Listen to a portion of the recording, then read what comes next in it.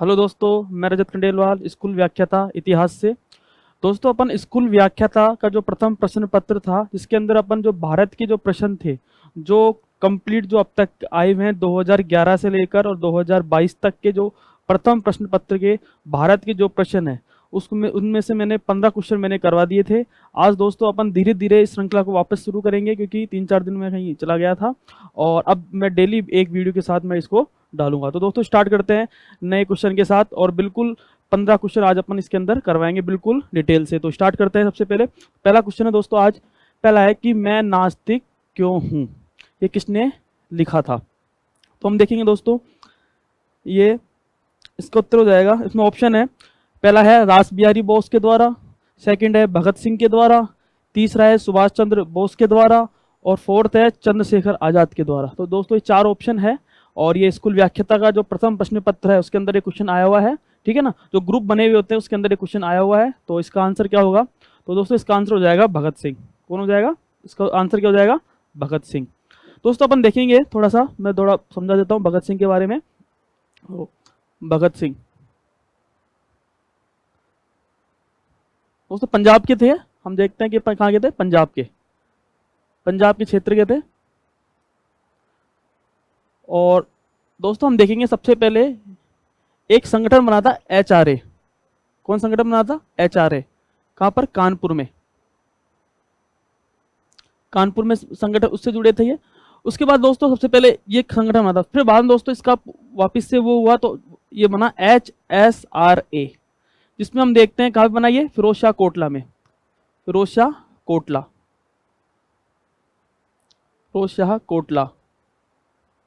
जो कि कहां पर है? दिल्ली के अंदर संगठन बना था।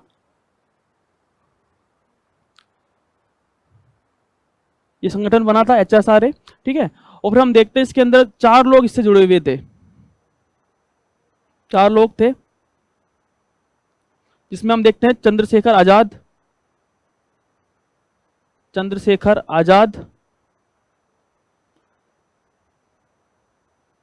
भगत सिंह, सुखदेव,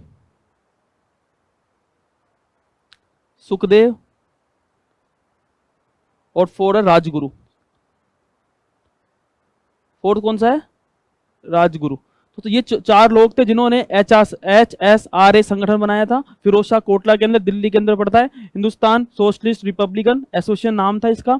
ठीक है, सबसे पहले हम देखते हैं HRA बनता है कानपुर के अंदर। उसके बाद में इसका वापस से पुनर्निर्माण होता है, और एक फिरोज शाह कोटला दिल्ली में एक जगह पड़ती है।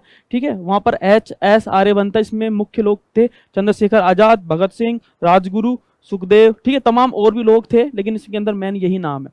दोस्तों इन्होंने एक संगठन बनाया था, हम देखते हैं 1926 के अंदर नौजवान भारत सभा। ध्यान रखना दोस्तों, नौजवान भारत सभा, नौजवान भारत सभा, नौजवान भारत सभा, नौजवान भारत सभा। और दोस्तों 2 लोग और थे इनके साथ में। एक तो थे, हम देखेंगे, एक तो छबील दास थे।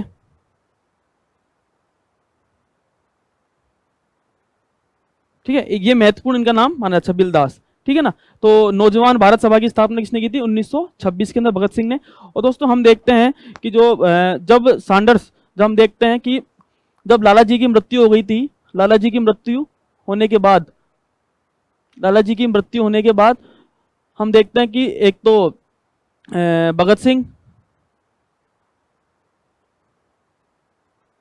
भगत सिंह ने और बट्टू केशवर दत्त, 2 व्यक्ति थे जिन्होंने हम देखते हैं संसद के अंदर बम फेंक दिया गया था। ठीक है ना, फिर हम देखते हैं वापस से लाहौर षड्यंत्र केस जो था उसके अंदर जो भगत सिंह का नाम था, फिर उनके बाद में इनकी फांसी हो गई थी। और 23 मार्च 1931 को इनकी फांसी हो गई थी। ठीक है ना, तो इसका पहला आंसर क्या हो जाएगा? फांसी कब हुई थी? 23 मार्च 1931 को इनकी फांसी हो गई थी। और हम देखते हैं जब गांधी जी का मूवमेंट चल रहा था, असहयोग मूवमेंट, तो 1922 के अंदर जब चोरा चोरी जब था वो बंद, जैसे उन्होंने ब्रेक किया उसके बाद में धीरे धीरे ये एक क्रांतिकारी की तरफ ये अग्रसर हुए, और धीरे धीरे इन्होंने HRA से जुड़े, फिर धीरे धीरे हम HSRA जुड़ा, उनसे जुड़े ये। और उसमें हम देखते हैं चंद्रशेखर आजाद और तमाम जो लोग थे उनके साथ में थे, ठीक है ना। फिर हम देखते हैं इन्होंने नौजवान भारत सभा की स्थापना करी, और जैसे लाला जी की जैसे मृत्यु हुई तो उसके साथ में हम देखते हैं धीरे धीरे बट्टू दत्त भी और क्या नाम है इनका, भगत सिंह, दोनों ने वहाँ पे बम विस्फोट किया वहाँ पे, ठीक है ना, क्योंकि वहाँ पे ट्रेड डिस्प्यूट बिल का बात चल रही थी। फिर दोस्तों हम देखते हैं कि इनकी जो है नौजवान भारत सभा, तो तमाम और फिर 23 मार्च 1931 को इनकी मृत्यु, इनको फांसी की सजा सुना दी गई। और हम देखते हैं कि लेनिन की किताब, जब ये फांसी पे थे उससे पहले लेनिन की किताबें भी पढ़ रहे थे, तो इनकी पुस्तक का नाम क्या है, मैं नास्तिक क्यों, क्योंकि दोस्तों हम देखते हैं समाजवाद की तरफ ये काफी अग्रसर थे। तो दोस्तों इसका आंसर क्या हो जाएगा, पहला, इसका आंसर हो जाएगा भगत सिंह। क्या हो जाएगा इसका आंसर, भगत सिंह। दोस्तों नेक्स्ट क्वेश्चन है, हाँ, सुभाष चंद्र बोस के बारे में निम्नलिखित में से कौन से कथन सत्य है। तो दोस्तों क्वेश्चन हो कौन सा कथन सत्य है, तो पहला होगा, पहला ऑप्शन है सीआर दास ने उन्हें नेशनल कॉलेज का प्राचार्य नियुक्त किया गया, ठीक है, पहला ऑप्शन। सुभाष बाबू ने कलकत्ता नगर निगम के मुख्य कार्यकारी अधिकारी के रूप में भी काम किया, सेकंड ऑप्शन। तीसरा है कालांतर में कलकत्ता नगर निगम के महापौर भी चुने गए, ठीक है। और दोस्तों फोर्थ है 1939 में उन्होंने कांग्रेस में फॉरवर्ड ब्लॉक की स्थापना की। तो दोस्तों चार ऑप्शन है। दोस्तों हम देखेंगे, मैंने जब पिछली क्लास थी उसमें मैंने बता दिया था आपको सारा कंप्लीटली सुभाष बाबू के बारे में। हम देखते हैं सुभाष चंद्र बोस के बारे में। सुभाष बाबू, सुभाष चंद्र बोस, और हम देखते हैं दोस्तों इसके अंदर उन्होंने बिल्कुल चार ऑप्शन, इसके अंदर हम देखेंगे कि ये सबसे पहले 1923 में ये नेशनल कॉलेज के प्रिंसिपल के भी नियुक्त हुए थे, किसके कहने पर, सीआर दास के कहने पर, नेशनल कॉलेज के प्रिंसिपल के रूप में, नेशनल कॉलेज के प्रिंसिपल के रूप में भी नियुक्त हुए थे, ठीक है, प्रिंसिपल के रूप में भी नियुक्त हुए थे। और हम देखते हैं कि जब ये हम देखते हैं सीआर दास जब कलकत्ता के महापौर थे, तो ये जब थे तो इनको क्या बनाया गया था, कलकत्ता का सीईओ इनको ही बनाया गया था, ठीक है, मुख्य कार्यकारी अधिकारी। और फिर हम देखते हैं कि 1930 के आसपास, ठीक है, 1929 के आसपास इनको कलकत्ता का महापौर भी इनको बनाया गया था, कलकत्ता का महापौर नगर निगम का, कलकत्ता नगर निगम का महापौर, ठीक, इनको बनाया गया था, महापौर बनाया गया था। फिर हम देखते हैं कि इन्होंने एक संगठन की स्थापना की थी, हम फॉरवर्ड, जिसे हम देखते हैं कि जब सुभाष चंद्र बोस का 1938 के अंदर हरिपुरा था, वहां पे अधिवेशन के अध्यक्ष थे। 39 में हम देखते हैं त्रिपुरी जो था अधिवेशन हुआ था, जिसमें हम देखते हैं कि गांधी जी के थे पट्टाभी सीतारमैया और खुद सुभाष बाबू थे।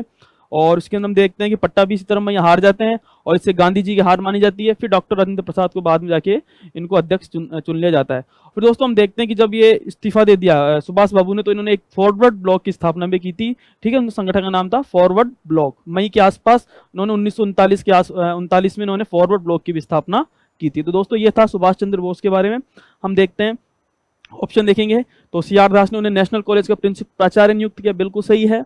और सुभाष ने कलकत्ता नगर निगम में मुख्य कार्यकारी अधिकारी के रूप में भी काम किया, ये भी बिल्कुल सही है। कालांतर में कलकत्ता नगर निगम के महापौर चुने गए, ये भी बिल्कुल सही है। और 1939 में, मई के आसपास की बात है, मई 1939 में उन्होंने कांग्रेस में फॉरवर्ड ब्लॉक का भी गठन किया था। तो दोस्तों ये बिल्कुल सही है। तो इसमें आंसर क्या हो जाएगा, 1 2 3 4, 1 2 3 और 4 इसका आंसर हो जाएगा। नेक्स्ट दोस्तों, नेक्स्ट क्वेश्चन है, हाँ, निम्नलिखित में से किसके सुझाव पर दयानंद सरस्वती ने सार्वजनिक भाषणों में संस्कृत के स्थान पर हिंदी का प्रयोग करना आरंभ किया। ये क्वेश्चन है। तो दोस्तों किसके कहने पर ये इन्होंने संस्कृत के स्थान पर हिंदी का प्रयोग करना प्रारंभ किया, तो इसका आंसर हो जाएगा दोस्तों केशव चंद्र सेन, इसका आंसर हो जाएगा। अब दोस्तों मैं वापस से थोड़ा समझा देता हूं स्वामी दयानंद सरस्वती के बारे में। स्वामी दयानंद सरस्वती, स्वामी दयानंद सरस्वती,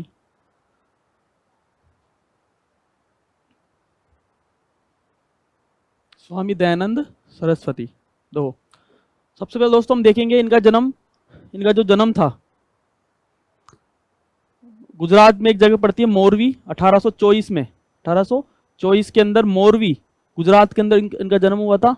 मोरवी गुजरात, वहां इनका जन्म हुआ था। दोस्तों इनके दो गुरुजी मिलते हैं इनको। सबसे पहले एक गुरुजी मिलते हैं, एक पहले जो गुरु वो थे पूर्णानंद जी, क्या नाम था उनका, पूर्णानंद जी। और इनको जो थे स्वामी, जो इनका जो मूल नाम था वो था मूल शंकर। मूल नाम क्या था इनका? मूल शंकर। और ये मूल शंकर से मूल शंकर और ये मूल शंकर से हम देखते हैं कि किसने नाम दिया, पूरा नाम किसने किया? पूर्णानंद जी ने इनका नाम पूरा किया और नाम दिया स्वामी दयानंद सरस्वती। स्वामी दयानंद सरस्वती इनका नाम किया। और हम देखते हैं कि एक गुरुजी और थे और उनका नाम था विरजानंद जी, स्वामी विरजानंद जी। और इन्होंने इनको विरजानंद जी,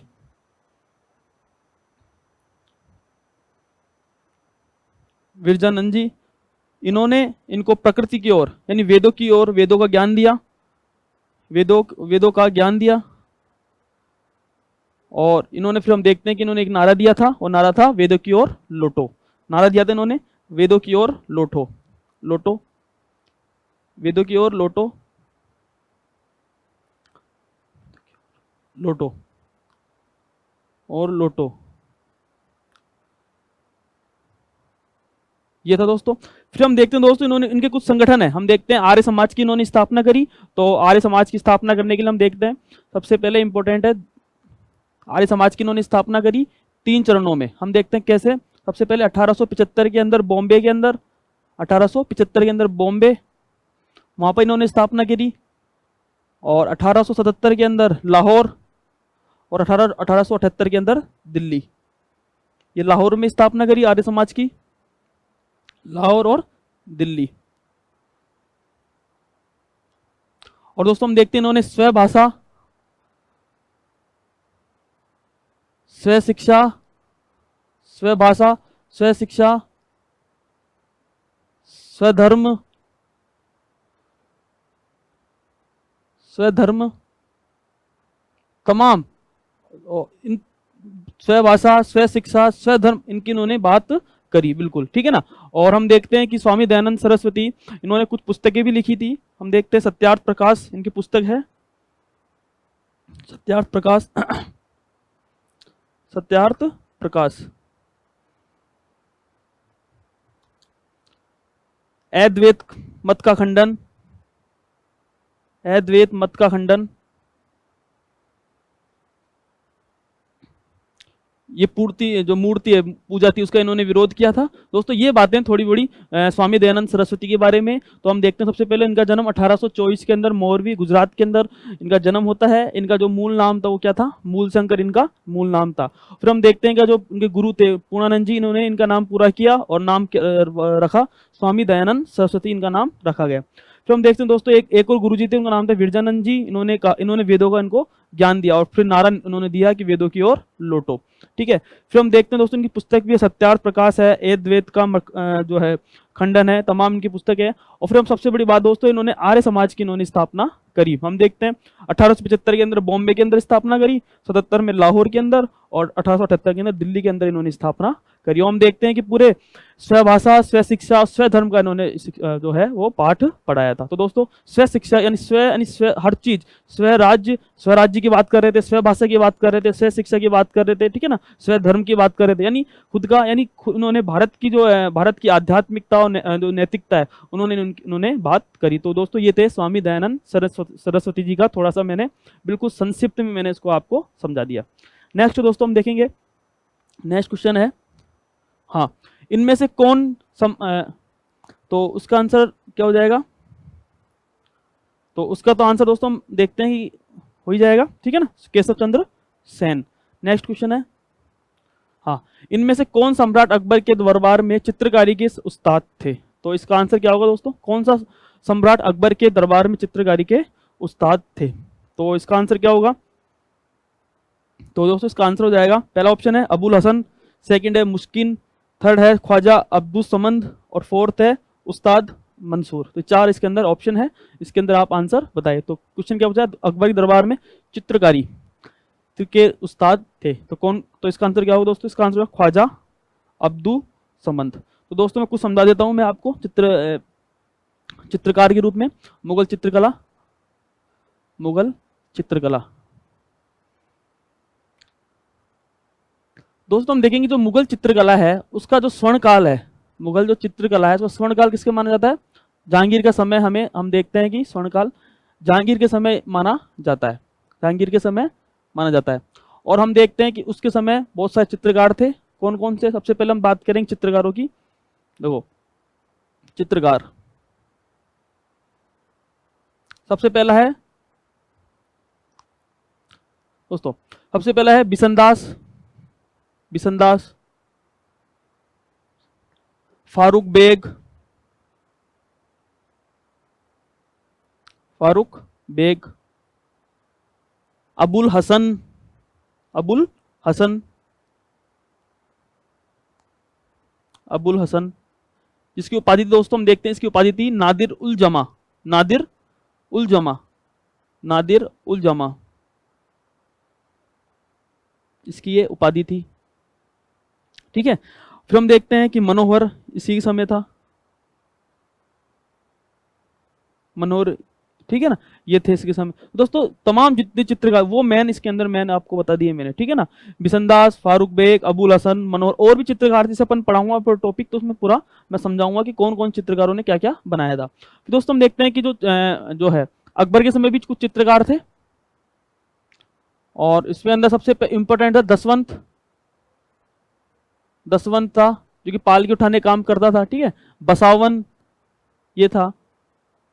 तो तमाम इसके अंदर चित्रकार थे, तो उसका आंसर है वो क्या हो जाएगा, अब्दुस्मंद उसका आंसर हो जाएगा। तो दोस्तों ध्यान रखना, मुगल चित्रकला स्वर्णकाल जहांगीर को माना जाता है। जो प्रमुख चित्रकार थे हम देखते हैं, जो मैंने नाम मैन में नाम बताए हैं, बिशनदास, फारूक बेग, मनोहर, अबुल हसन, ठीक है ना। और फिर हम देखते हैं कि अबुल हसन की उपाधि दोस्तों जरूर ध्यान रखना, नादिर उल जमा, ये इसकी महत्वपूर्ण उपाधि मानी जाती है। तो दोस्तों ये था इसका आंसर। तो क्या हो जाएगा इसका आंसर, हम देखेंगे तो ख्वाजा अब्दुस्समद इसका आंसर हो जाएगा, ठीक है।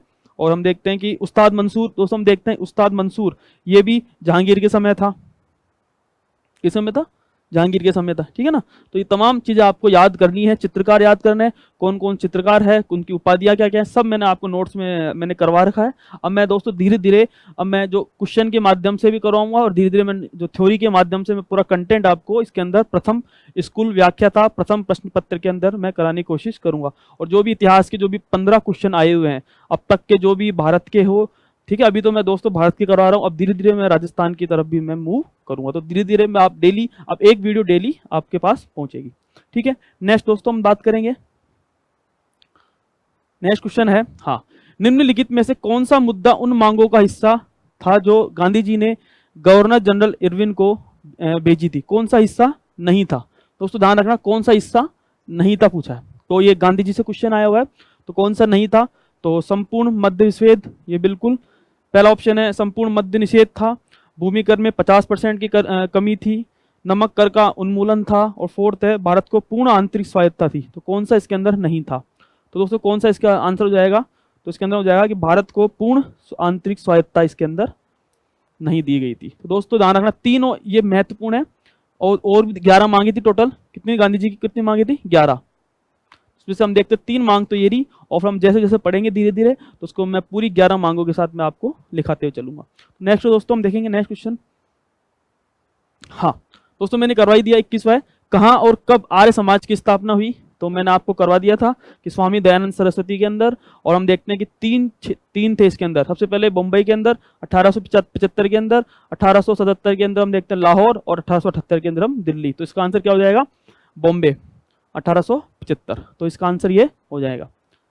नेक्स्ट है दोस्तों, हाँ, निम्नलिखित में से कौन सा मुगल वास्तुकला में दोहरे गुंबद का सबसे प्रारंभिक उदाहरण माना जाता है। दोस्तों इसका ये क्वेश्चन दे रखा है, और इसके अंदर आंसर क्या होगा, पहला ऑप्शन है हुमायूं का मकबरा दिल्ली, सेकंड है जामा मस्जिद दिल्ली, थर्ड है एतमादुद्दौला का मकबरा आगरा, और चौथा है मोती मस्जिद आगरा। तो दोस्तों इसका आंसर क्या होगा, हम देखेंगे, इसका आंसर हो जाएगा दोस्तों हुमायूं का मकबरा। क्या हो जाएगा, हुमायूं का मकबरा। हम देखते हैं दोस्तों हुमायूं का जो मकबरा था वो कहाँ पे है, दिल्ली के अंदर है, और किसकी देखरेख में, हाजी बेगम ने इसका निर्माण करवाया था, ठीक है, हाजी बेगम। और वास्तुकार थे मिर्जा गयास, मिर्जा गयास इसके वो थे। और हम देखते हैं कि ये है यहाँ पर दोहरे गुंबद का भी इसके अंदर प्रयोग हुआ है, किसका हुआ है, दोहरे गुंबद का। सबसे इंपॉर्टेंट दोस्तों ये है, इसके अंदर दोहरे गुंबद का भी इसके अंदर प्रयोग हुआ है, और पहली इमारत मानी जाती है वास्तुकला के हिसाब से। दोस्तों अधिकतर जो भी है हम देखते हैं कि जो भी मुगल शहजादे थे या मुगल जितने भी इनको यहाँ पर दफनाया गया था, जितने भी शहजादे थे या ठीक है ना, जो मुगलों की तरफ से जिन्होंने शासन किया था उन्होंने यहाँ पे इनको दफनाया भी गया था। तो दोस्तों इसका आंसर क्या हो जाएगा, हुमायूं का मकबरा दिल्ली। नेक्स्ट है, हाँ, अकबर के शासनकाल के दौरान पंचतंत्र का फारसी में अनुवाद किसने किया? तो दोस्तों बताइए इसका आंसर क्या होगा कि अकबर के शासनकाल के दौरान पंचतंत्र का जो था फारसी में अनुवाद किसने किया? तो पहला ऑप्शन है फेजी, सेकंड है निजामुद्दीन अहमद साहब, तीसरा है अबुल फजल और फोर्थ है इब्राहिम सरहिंदी। तो इसका आंसर क्या होगा दोस्तों, हम देखेंगे। तो इसका आंसर दोस्तों जाएगा अबुल फजर, ठीक है। और हम देखते हैं दोस्तों जो थे फैजी ने क्या था दमयंती का, ठीक है। और हम देखते हैं लीलावती का भी इन्होंने किया था, लीलावती नल दमयंती, ठीक है ना। लीलावती इनका अनुवाद किसने किया था, फैजी साहब ने। अबुल फजल हम देखते हैं पंचतंत्र और कलीला दमना, कलीला दमना इसका अनुवाद किसने किया था, हम देखते हैं अबुल फजल ने पंचतंत्र का। और इब्राहिम सरहिंदी इन्होंने किया था अर्थवेद का अनुवाद फारसी भाषा में, अर्थवेद, ठीक है, अर्थवेद। और हम देखते हैं दोस्तों कि जो अनुवाद, जो भी अनुवाद विभाग की स्थापना किसने की थी, अनुवाद विभाग की फारसी में अनुवाद विभाग की स्थापना अकबर ने की थी, किसने की थी, अकबर ने।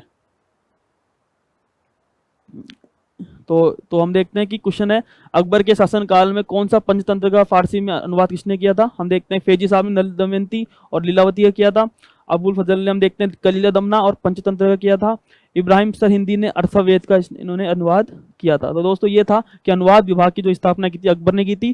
दोस्तों फिक्स है, इसमें से एक क्वेश्चन पूछता है आरपीएससी स्कूल व्याख्याता के अंदर जो अनुवाद किसने किए थे, ठीक है ना, उसमें से बहुत सारे क्वेश्चन इसमें से पूछते हैं। तो आप बिल्कुल इस क्वेश्चन को ढंग से आप करके जाएं। तो नेक्स्ट दोस्तों हम बात करेंगे, हाँ, निम्नलिखित में से कौन सी संस्कृत रचना गुप्त काल में नहीं रची गई थी? तो दोस्तों मैंने आपको कंटेंट में सारा करवा दिया था, जो स्कूल व्याख्याता का जो प्रथम प्रश्न पत्र है उसके अंदर हम देखते हैं गुप्त काल से संबंधित टॉपिक था और उसके अंदर में क्वेश्चन मैंने करवा दिया था। तो इसका आंसर क्या हो जाएगा दोस्तों, गुप्त काल में नहीं है, गुप्त काल में नहीं है। तो क्या हो जाएगा इसका हो जाएगा दोस्तों, हम देखेंगे विक्रमांक देव चरित्र। तो इसका आंसर ये हो जाएगा, यानी 3 किताब में गुप्त काल में है, कामंदक का नीतिसार, ऋतु संहार, हम देखते हैं वात्स्यायन की कामसूत्र, वात्स्यायन,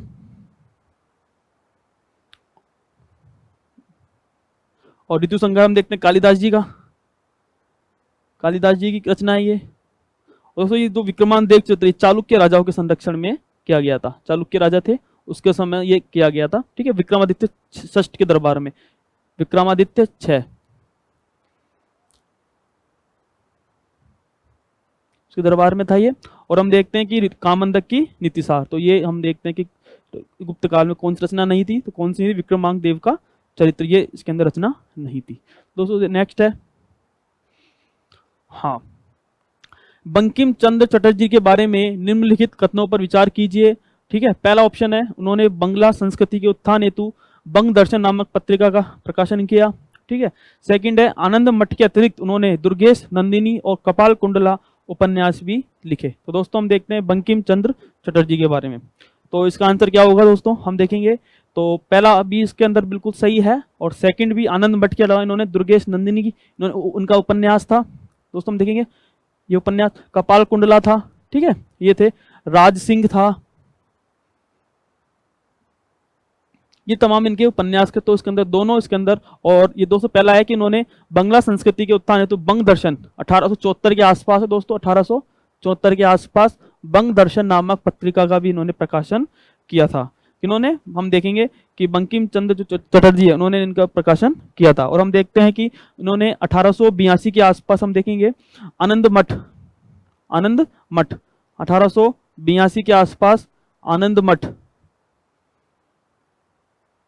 में एक विद्रोह हुआ था, सन्यासी विद्रोह, उसका इन्होंने जिक्र किया था, सन्यासी विद्रोह का, सन्यासी विद्रोह का इन्होंने जिक्र किया था। तो दोस्तों सबसे पहले इंपॉर्टेंट यही है कि इनके इनके जो उपन्यास थे, एक तो दुर्गेश नंदिनी इनका उपन्यास है, कपाल कुंडला इनका उपन्यास है, राज सिंह भी इनका उपन्यास है, और एक है दोस्तों राजमोहन, राजमोहन वाइफ, राजमोहन सिंह की वाइफ, इनकी ये प्रमुख जो पहला है उपन्यास ये माना जाता है, राजमोहन वाइफ। हम देखते हैं इसके अलावा चंद्रशेखर, वो भी एक उपन्यास था इनका, चंद्रशेखर, उनका भी ये उपन्यास माना जाता है। तो दोस्तों इसका आंसर क्या हो जाएगा, ए और बी दोनों सत्य है, तो इसका आंसर ये माना जाएगा। नेक्स्ट दोस्तों, हाँ, मैं ईश्वर की पवित्र सौगंध खाकर कहता हूं कि मैं भारत तथा उसके 38 करोड़ वासियों की स्वतंत्रता के लिए अपने अंतिम सांस तक युद्ध करता रहूंगा। यह कथन किसका है? तो किसका कथन है? पहला ऑप्शन है भगत सिंह, सेकंड है सुभाष चंद्र बोस, थर्ड है महात्मा गांधी, और फोर्थ है दोस्तों लाला लाजपत राय, लाला लाजपत राय।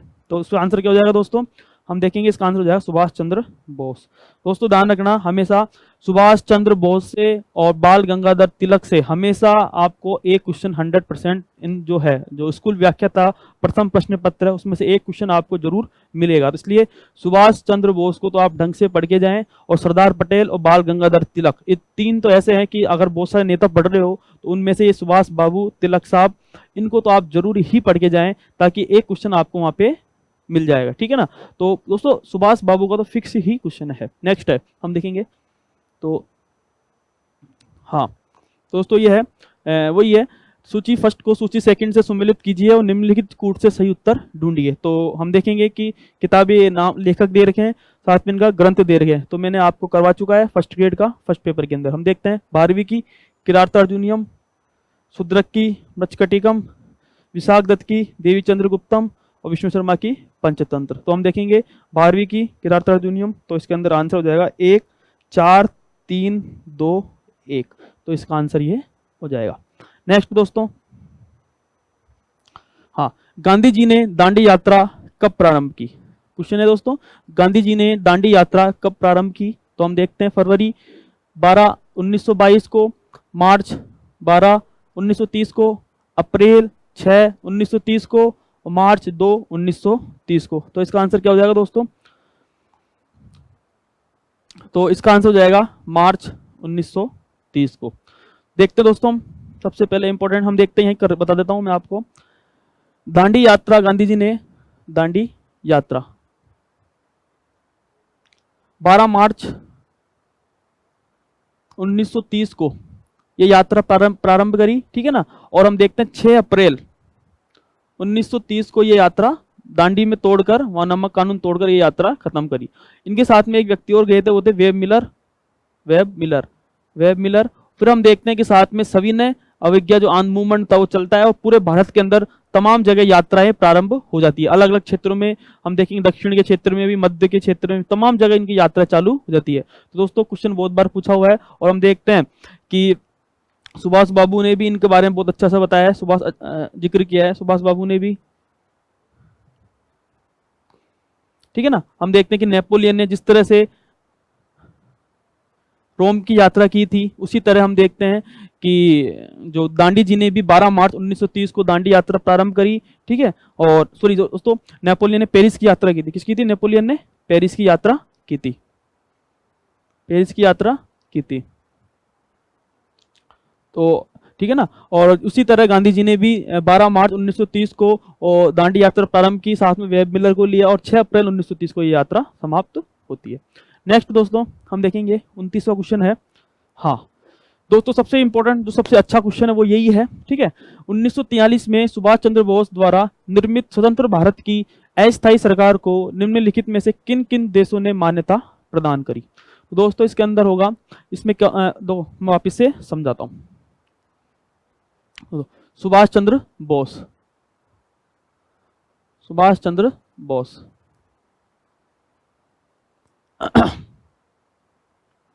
सुभाष चंद्र बोस।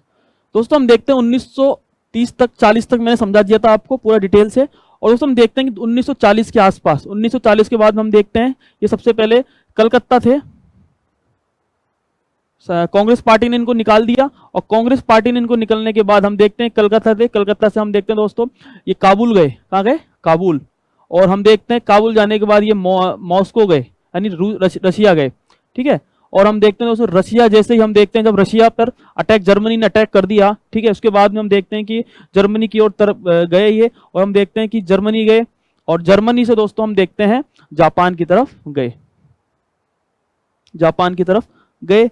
और हम देखते हैं कि जैसे जापान पहुंचे तो उससे पहले हम देखते हैं कि यहाँ पे मोहन सिंह मेहता के नेतृत्व में यहाँ पे आज़ाद हिंद फौज की जो थी वो बन चुकी थी, यहाँ पे फौज बन चुकी थी।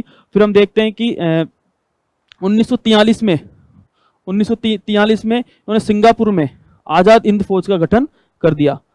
सिंगापुर में आज़ाद हिंद फौज का गठन इन्होंने कर दिया, आज़ाद हिंद फौज का गठन कर दिया। अब हम देखते हैं कि जो इनको नेताजी की उपाधि जर्मनी में मिल गई थी, नेताजी की उपाधि वहां के भारतीयों ने इनको उपाधि दी, जर्मनी में भारतीयों ने, ठीक है ना। और हम देखते हैं कि ये मेसोटा नाम से जो था पासपोर्ट, उसके नाम से काबुल भी गए थे, ठीक है ना, ऑरलैंडो मेसोटा के नाम से। सबसे पहले हम देखते हैं दोस्तों कलकत्ता गए, कलकत्ता से काबुल गए, काबुल से रशिया गए, रशिया से हम देखते हैं पे जो सेकंड वर्ल्ड वॉर था, यहाँ पे जर्मनी ने रूस पर अटैक कर दिया था, फिर जर्मनी गए, फिर जर्मनी से फिर ये जापान की तरफ गए। वो हम देखते हैं वहाँ पे रास बिहारी बोस वहाँ पे उनका नेतृत्व कर रहे थे। और फिर हम देखते हैं कि 1943 के आसपास सिंगापुर में आज़ाद हिंद फौज की भी इन्होंने स्थापना कर दी थी। और दोस्तों कुछ यहाँ पे 9 राष्ट्र ऐसे थे जिन्होंने अस्थायी रूप से इनका समर्थन किया था, अस्थायी रूप से समर्थन किया था। 9 राष्ट्र थे जिसमें हम देखते हैं सबसे पहले एक तो थे इटली